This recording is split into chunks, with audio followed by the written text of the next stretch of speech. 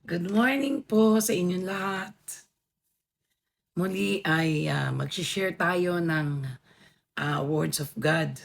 Yung Genesis chapter 25. Genesis chapter 25 marks an important transition of generation in God's plan. Abraham lived a full life, was blessed by God, and died peace, leaving a strong legacy of faith. Yes. So dito, namatay nga si Abraham, nailibing siya kung saan nakalibing si Sarah na kanyang asawa. Ang ibang anak ni Abraham ay si Ismael na kinasihan din ng Panginoon, binless din ng Panginoon at pinanganak sina Esau at Jacob. Sino ba si Esau at si Jacob? Si Esau ay ang panganay na anak ni at si Jacob naman ang bunso. Kambal sila eh. Nauna lang lumabas si Esau. So ito yung magandang story ni Esau at saka ni Jacob. Yan ang nilalaman ng Genesis 25. Isaac became the heirs of God's covenant, showing that God promises continue beyond one generation.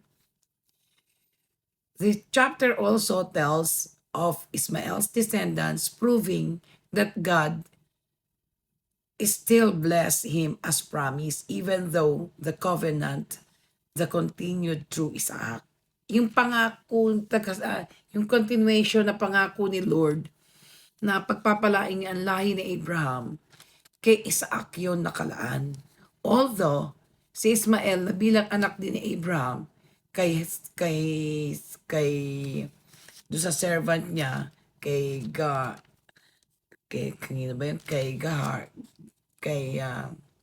mas yun sa servant niya, pinagpala rin niya. We see the birth of Esau and Jacob, twins with very different characters. Magkaiba sila ng ugali. Si Esau. Esau later sold his birthright for a single meal, showing disregard of his spiritual blessings in exchange for temporary satisfaction. Nagugutom kasi noon si Esau. Siya ay hunter. So galing siya sa pangangaso, pag-hunt. So dumating siya, naamoy niya yung niluluto ni Jacob.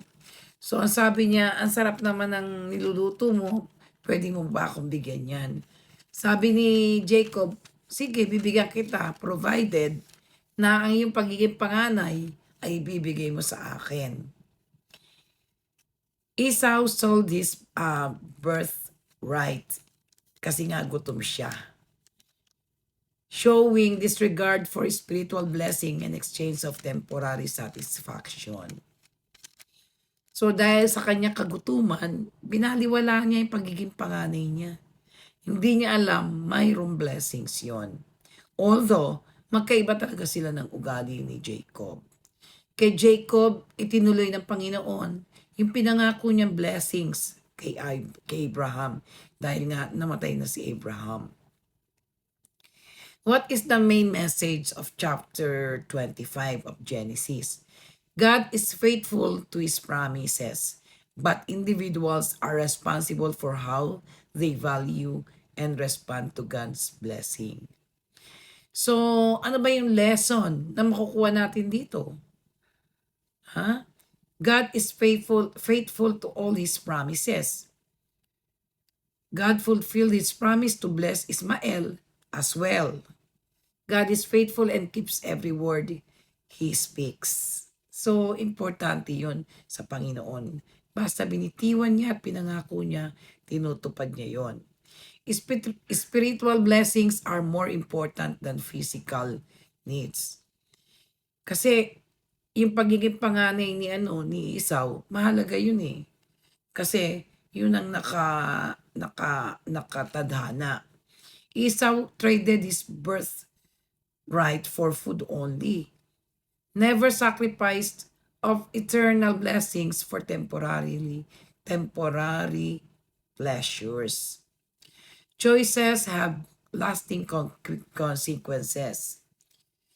Esau's careless decision affected his future. Small decisions can carry lifelong spiritual impact. Even with family flaws and mistakes, God's purpose continued. God can still accomplish His will through imperfect people. Meaning, temporary comfort fades, but God's promises and spiritual inheritance last forever. Yan po ang nilalaman ng ating chapter 25 about the family ni Abraham. Anak niya si Ismael, si Esau, si Jacob. Yan. So, sa ating buhay, kailangan maging firm tayo sa mga decision natin. How? So, we need to lift it up to God. Magnanalangin muna tayo bago tayo magdesisyon. Dahil ang buhay natin, dapat nakalaan to sa Panginoon. Gaya ngayon, nakita ko sa isang video, maraming tao na nagpapakamatay, maraming namatay doon sa celebration nila sa Nazarene. Mga kapatid, this is the right time for us na gumising na. Buhay ang ating Panginoon. Siya ay gawa ng Diyos na Espiritu. Siya ay isang Espiritu na gumagabay at pumapatnubay sa atin na lahat ay nalalaman niya. Ang Panginoon natin ay hindi gawa sa kahoy at hindi rin po ito gawa ng tao. Siya ay gawa ng ating Panginoong Diyos. Ang Ama ni Abraham, ni Isaac, ni Jacob, ni Joseph, ni David. Siya ang ating tunay na Panginoon. Sana maramdaman natin na kasama natin ang Diyos sa araw-araw ng ating buhay. Sapagkat habang tayo'y nabubuhay sa mundo, kailangan makilala natin siya bago tayo pumanaw. Totoo ang hell, totoo ang heaven. Saan nyo ba gustong pumunta? Sa hell or sa heaven? Mainit dun. Masakit sa katawan. Habang buhay na parusa sa kumukulong tubig na apoy ng kumunoy. Gusto nyo ba yon? So, magbasa tayo ng Bible ha. Ito, sinishare ko sa inyo para magkaroon kayo ng idea na kinakailangan talaga na ngayon na tayo. This is the right time for us na manalangin sa Panginoon through our hearts. God is with us always. Thank you and see you every day in our life. Okay? To God be the glory.